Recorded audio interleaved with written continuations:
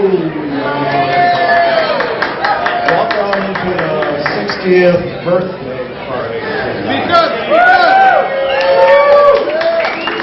Now, this is just the first part of my act tonight, and I just want to acknowledge very famous people we have out in the audience here. Most famous would be Harry Shepherd over there. 87 years old, almost a nonagenarian. I'm not sure that's a great thing. It's sort of like you like nuns. But he was a great jazz musician, played with Billie Holiday and Benny Goodman in New York City back in the old days. Fantastic guy. In our handball crowd, I'm pleased to say we've got Billy Jacobs in our little world of unknown people. He was the city champion for 7 years. Then we've got Chuck Reeve out there, who's the 8-time city champion, the world 60 and over champion, and U.S. Handball Hall of Fame. We have Dan Tidwell and Jamie Mize, and you might know them as the proprietors, owners, and the originators of the famous Treebeards empire in town. We've got my friend Dave Cunningham, who's most known for representing Milosevic at the war crimes trial in The Hague. But more importantly, early in his career, he was actually the Shell Answer Man. And if you remember the Shell Answer Man, you're in my category of age. We have Peggy Hinojosa and Jay Bullington, who are most well known as being the stars of Here's Hollywood at Astroworld.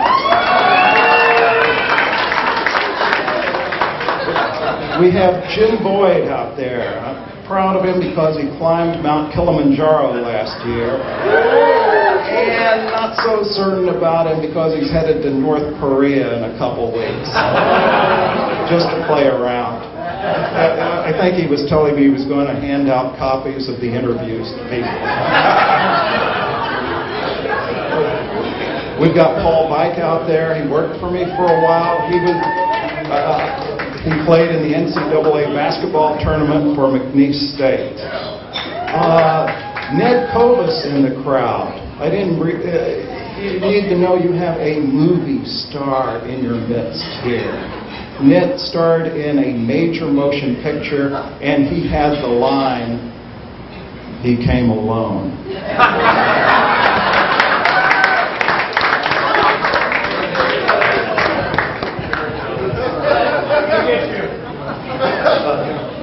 We were supposed to have Tom Radosevich here. I don't know if he made it or not, but he's the famous lawyer in town that represented the penis lady. Or I should say the lady that had a knife. And we have Pat Ryan in the crowd, who is the voice of NASA on NASA TV. Maybe not so many of you people actually watch that cable network, but he's the voice of NASA on that network. He also hosted Ryan's Roundtable on Channel 8. And if you're old enough, you remember that he was the co-host with Alvin Van Black on Morning Talk Radio. Now the next guy had the best job ever. Pete Anderson here in the crowd was professor of sex at the University of New Orleans.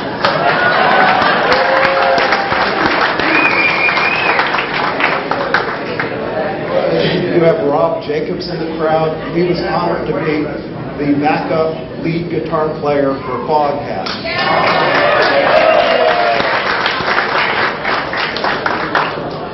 And you've got Steve Markert in the crowd. You may have seen the guy with the mask. He actually had a heart transplant not long ago.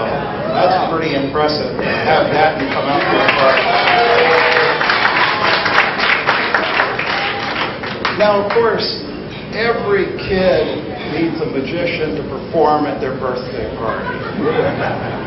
And we're happy to present a world-famous entertainer, Paul Driscoll.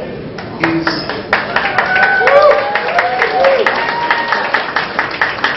the world's tallest magician. And one could say he's the biggest act in the world of magic.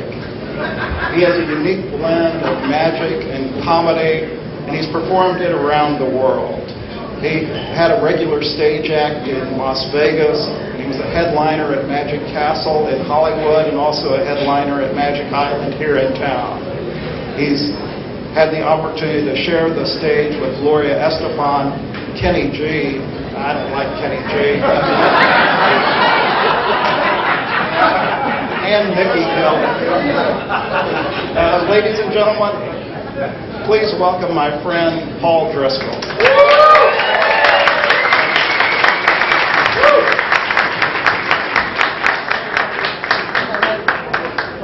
That's a nice hand for my opening act. Thank you very much, John. It's a tough act to follow. All these celebrities out in the audience and the penis lady lawyers, a tough act to follow. Well, good-looking crowd tonight. First of all, my name is Paul Driscoll, as John may have mentioned. I am, yes, very good, John, the biggest thing in magic. I'm going to use that in my resume next time. Very nice. Got a good group out there. Tens of people turned out tonight, John. Virtually tens, okay. If you're drinking tonight, just continue drinking. The more you drink, the more magic you'll be seeing in my show tonight. Trust me, I've seen the show before. Well, I've known John for many years, and I actually met John because of his business. You know, John's a patent attorney, and I was trying to have something patented. That's how we met. I heard that John was like one of the leading patent attorneys in the whole country. Yeah. You didn't know this, but his family kind of is like, he kind of grew up naturally in that business, dealing with patents and inventions, because his great-great-great-grandfather was an inventor and a patent attorney, and he actually invented the toilet seat. Yes, true story. And 5 years later, someone had the idea of putting a hole in the seat.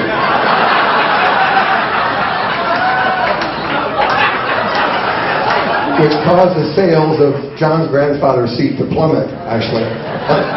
Do you still get royalties, John? I think you do. That's right. And of course, many of you out there probably are Facebook friends of John and Kathy. They have legions of fans on Facebook. In fact, you see them traveling all over the world. They're always somewhere. Vegas, on cruise ships, Beaumont, they're the Far East, yes, Beaumont, Port Arthur, Orange. And they're always crashing Hollywood parties, as you know. But they always put their pictures up on Facebook. Got some great pictures. Kathy's always taking great pictures. And a few months ago, there was one from a cruise. Maybe it was a Caribbean cruise, John, I don't know. But John happened to be out on the balcony of the stateroom, you know, getting some sun, you know, short sleeve shirts. The moment Kathy took the picture, a seagull, this is true picture. You saw it? Yes. A seagull happened to be flying over, and how can I put it, left a deposit on John's arm right here, right as the picture was taken. So after Kathy snapped the picture, you know, John said, "Hey, Kathy, this bird just crapped on my arm. Bring me some toilet paper." Kathy said, "John, what for? That bird is probably a mile away by now."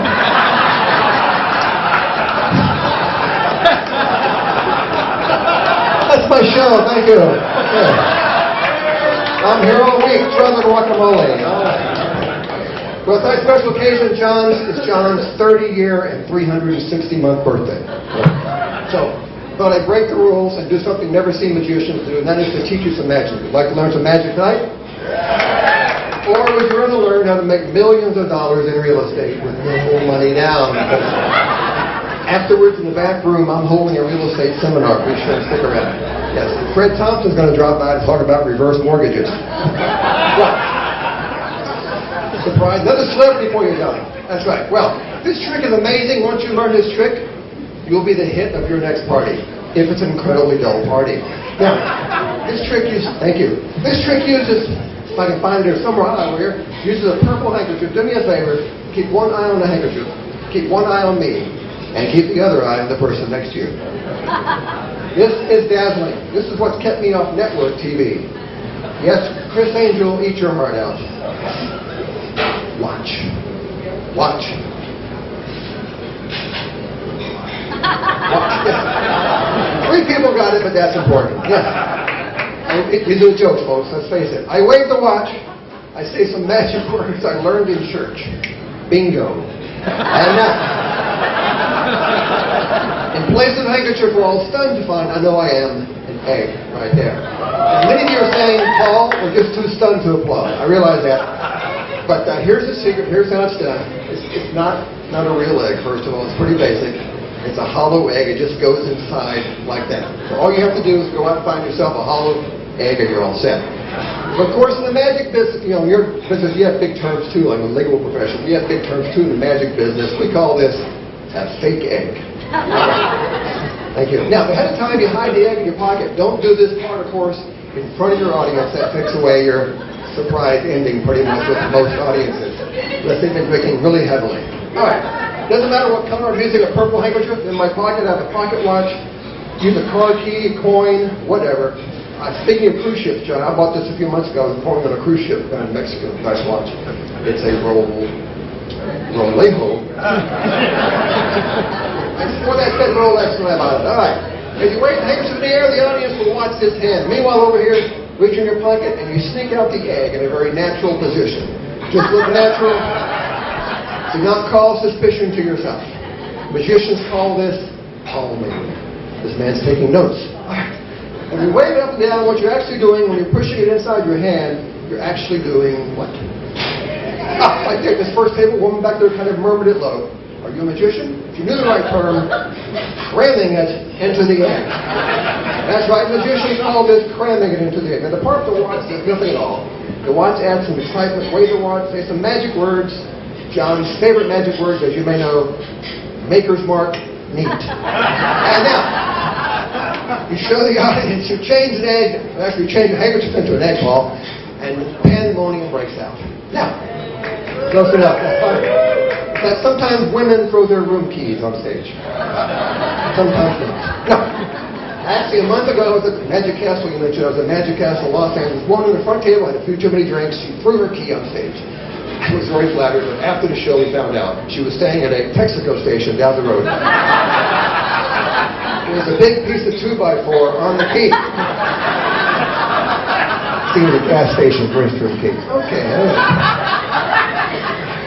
Now, never have the audience. That's why the band had to leave. See, no one behind you, they'll see the hole. And that ruins. Get for the camera there. Good.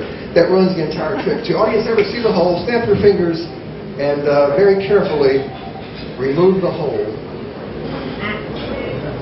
from the egg. And then all you have to do is crack the egg. Everybody got that one? Great. To make this a little more festive looking tonight, special occasion. There we go. Here you go, Jay. That's on me. No charge. Okay. Great. All right. A little eggnog for you there. All right. People all the time, they say, Paul, how did you get into magic? And many times after seeing me perform, people will say, Paul, why did you get into magic? Well, I got into magic at the ripe old age of 6. On my 6th birthday, my Uncle Bob said he had a surprise for me and sent me out to the garage. He said, Shorty? He used to call me Shorty. It was a long time ago. So Shorty, go out to the garage, bring me back an empty paper bag and an empty bottle. Well, I went up to the garage. There were lots of empty bottles out there because Uncle Bob was famous for doing magic with bottles, if you know what I mean. Mainly making the contents disappear. Lots of old bottles there. Old Crow, old Granddad. Get the idea. Well, I found, actually, a paper bag and an empty Coca-Cola bottle. This is back when Coke came in glass bottles like that.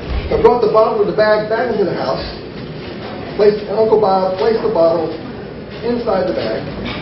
And this, ladies and gentlemen, is where the fun and the magic began for me, because Uncle Bob waved his hands once, twice, 3 times, snapped his fingers, and the bottle disappeared. I said, Uncle Bob, that's the most amazing thing I've ever seen.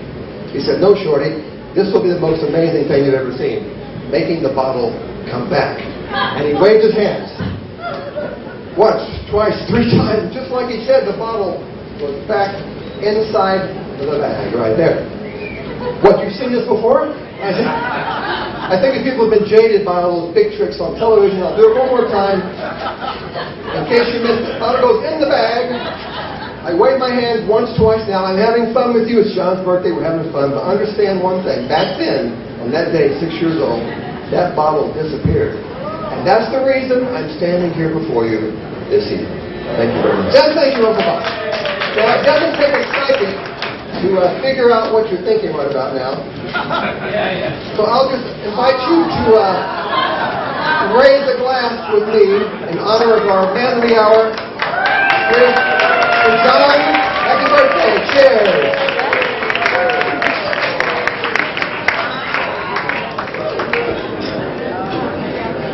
Remember the words of Dean Martin, you're not drunk if you can lay on the floor without holding on. I have time for one more. In fact, it's a union rule every magic show. Magician's Union, you got to do one rope trick every show. I need a man in the audience. This is very simple. Just check out a piece of rope right where you're sitting. Now, John told me before the show, said, John, I don't want to be involved in the show. This is very simple, John. You stay right where you are, because Kathy told me you know something about ropes. Something like that. I don't know. 50 Shades of Grey. I don't know. 50 Shades of Mauve. I don't know what it is. Okay. Just make sure it's real rope, not that fake rope some magicians try to pass off. John, why don't you stand on your hind feet and show the entire room. John, come a little closer. A little better light out here, John. Look, show the entire crowd over here. That's fine. Tell you what, John, as long as you're that close, come over here on the stage. That's fine. Thank you for John for volunteering. Okay. Won't need this rope anymore. Yes, works every time, always gets them up here. I'll show you my favorite card trick in the whole world, John. It's right back here. Wait a minute, hold on. No. I don't think you see it's kind of dark up here. I don't hate to mention this, John. Maybe a little from dinner tonight, maybe some guacamole there. Although it's kind of hard to tell, it's a very busy tie. You have a little stain there on your tie, John. I'm sorry about that, but that's a very interesting tie, by the way. Is that a birthday gift from Kathy, or the Manta Circus couldn't guess your weight, or what? What is that? It's a gift? It's a gift from Kathy. Okay, well, I hate to tell you, don't worry about that stain, John, because I always travel with Spot Be Gone. Yes, that's right, Spot Be Gone, the miracle spot remover from Popeel. The people who brought us those great products you see on television at 3 o'clock in the morning. The bamboo steamer, the chia pet, the ShamWow, the Snuggie, the garden fisherman, and the pocket weasel. The pocket fisherman and the garden weasel. Yes. That's a pocket weasel. That's something John patented there, the pocket weasel. Okay. That'd be a big seller. Okay. Don't worry, John. In this envelope is the answer to your everyday, the people in the cheap seats back there. Okay. In the everyday stain problems, yes. John, these will take out any stain. Right there. John, hold on. You're right left-handed, John. That's good. Okay. Well, John, the way this works is we're going to take the Spot Be Gone envelope here, which is now a tube. I can get it open here. Yes. Okay. Notice that dotted line is very important. I take the dotted line, place the stained garment, your tie, inside the envelope. Don't turn your back. That's how Lincoln got it. Okay.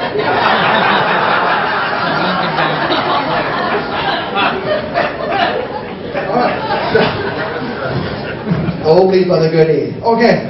Take the scissors now. I want you to cut on that line exactly straight. Not yet, John. And by cutting on the line exactly straight, you magically take the stain out, but the tie remains unharmed. As long as you stay on the line. Okay, John? Remember now, the white part is the envelope. The pink part is you. Okay. Okay, there we go. This is amazing. Every home, this is good on camera. This is good. Every home should have this amazing product. It's incredible. No stain is beyond the power of...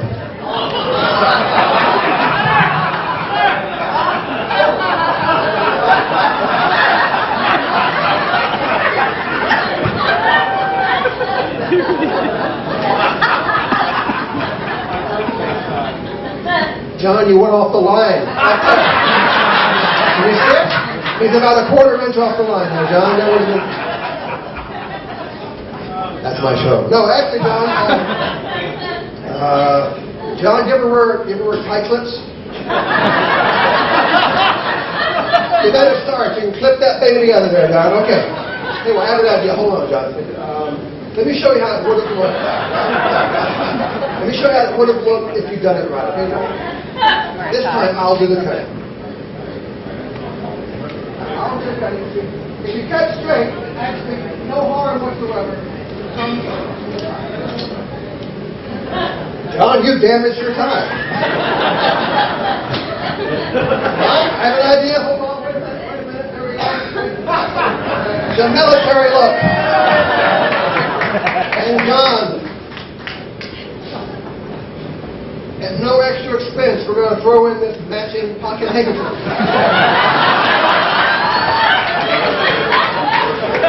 Sounds a good sport.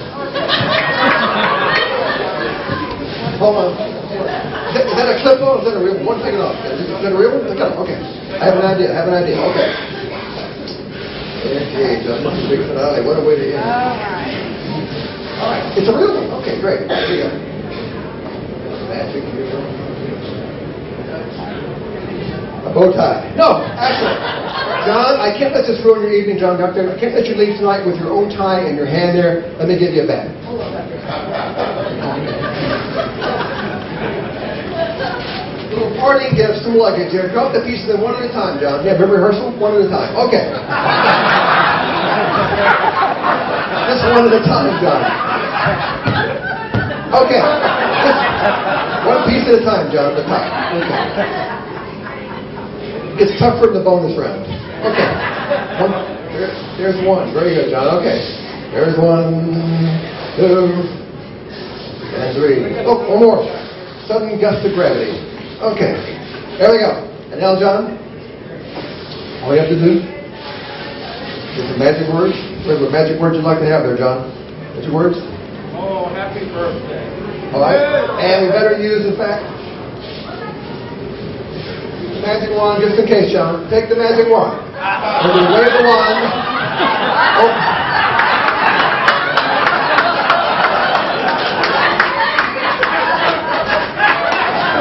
I said take it, not break it, John. One more time. Take the wand.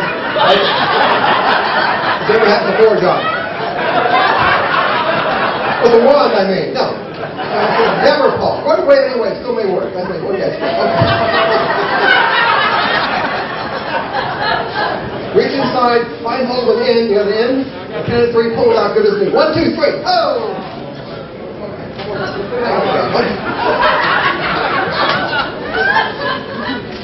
Okay, anyway, wave your hand above the bag like that. Below here, up there. This does nothing, but it prolongs a very embarrassing end of the Get a drink ready at the bar. All right. Take hold of the end of the tie there, John. On that count of 3, let's all say magic words, happy birthday. 1, 2, 3, happy birthday, John! And John, it's back together again, and you can hardly see the seams right there. Thank you, John. My fans for the birthday boy. Thank you very much. Have a great night.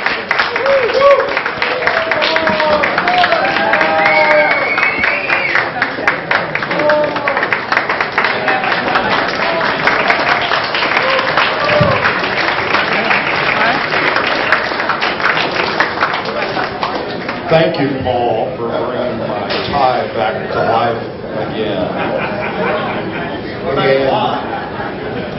This is a time for reflection.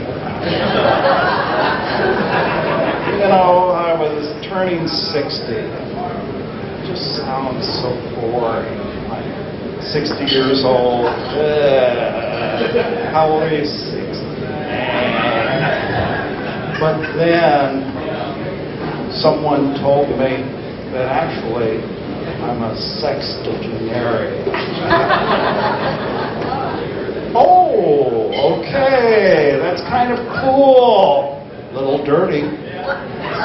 Hey, Kathy, you're married to a sextagenarian. I'll bet your parents would not have allowed you to marry me if they knew I would grow up to be a sextagenarian. But then It's such a cool word, but it's even better when you say it and you follow it with You ever go to a shopping mall and you have those little survey takers out there and you go, okay, I'll answer your question from the survey. And it goes on and on and on. And you just want to get to your shopping and you want to be done with these people. I figured it out now. They'll say, sir, what's your name? John Egbert. And how old are you, Mr. Egbert? I'll go, I'm a sexagenarian. Interview over. Roll out my business. Well, I've got a lot of people here through various phases of my life, and I've been just one of those guys that's never been known as John Egbert. I've always had a nickname along the way. I don't know why, it just happens, and sometimes it happens and I do know why. But in high school, I was known as the Big E. I was a big kid, and at the time I hoped that that was kind of an expression about my manhood. And then you handball guys all know me as the Eggman. And of course, it's simply because no one can beat an egg, man.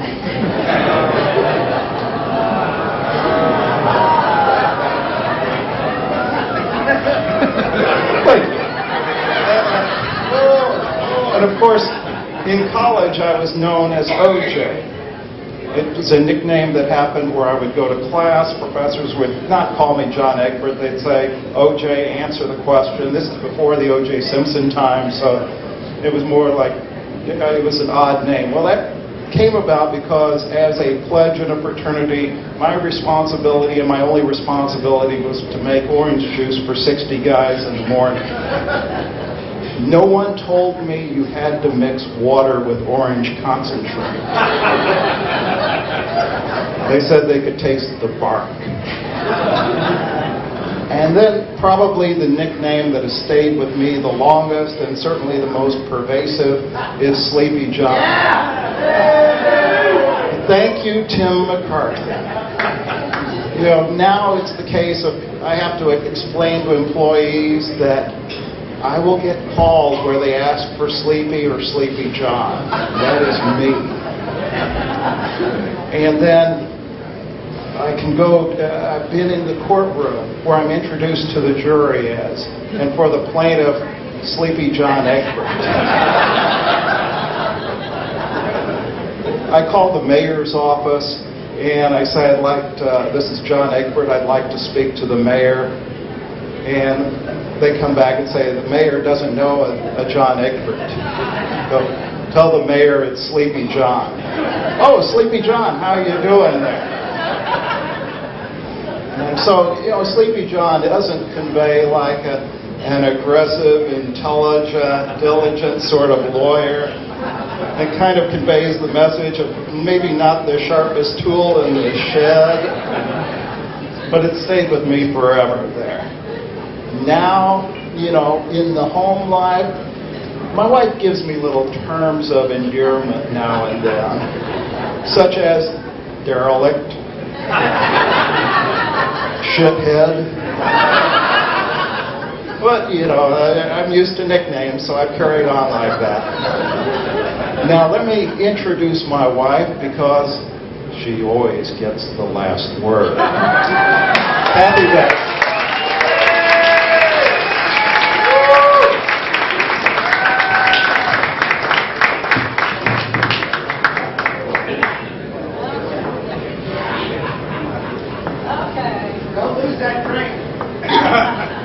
Okay, so first let me say that John was not kidding when he said I use those terms of endearment. I used that more in our earlier years, but then I moved on to derelict, that's what I say. In more recent years, and all the people that work with me know this is true, right? But this is what he would not want me to tell you, but I decided to go ahead and do it. If you all promised to keep it a secret. Okay, this is the term of endearment we use with each other most. We both call each other this. When we are alone, we call each other Sweetie Pie or SP for short. SP. Yeah, I know. Wait, it's going to get worse. I'm sorry. Okay, I have to admit, I posted this on Facebook on one of John's previous birthdays, but I decided to use it again because I couldn't think of a better way to say it. I think my creativity has gotten slower in my older age. Anyway, here goes. Okay, happy birthday to my wonderful husband. And I apologize for being so sickly sweet. That's not my usual style. But I cannot imagine being happier with anyone else. To really make my point, let me say this. I love seeing celebrities, and thanks to my generous husband who takes me to the Golden Globes every year, I've seen lots of swoon-worthy guys like George Clooney and Brad Pitt. It's exciting to see them, but as far as who I want to be with every day for the rest of my life, it's John Egbert.